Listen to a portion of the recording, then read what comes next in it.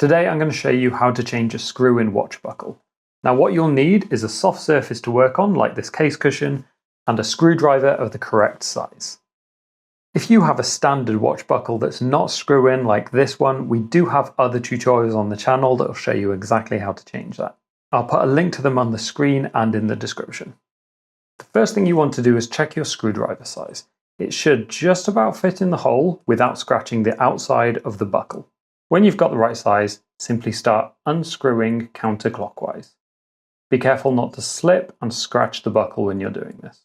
Once it's undone, you may be able to pull it out with your fingers. This one was a little tight, so I did grab a small pair of pliers for this. Once that pin is out, you can simply remove the rest of the buckle away from the strap.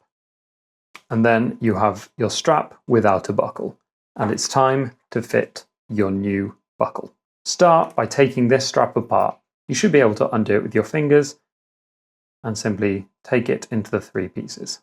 Start by holding the main buckle body against the strap, then getting the screw pin and sliding it through the hole. Once you see it start peeking through, pull it back, fit the tang, and then slide it through both the strap and the tang. Once it's in place, you'll need to gently put pressure on the back end while trying to match it up with the hole on the other side of the buckle.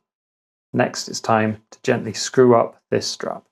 Start slow to make sure that the pin is fitted correctly into the buckle, and simply tighten it all the way up until it's secure.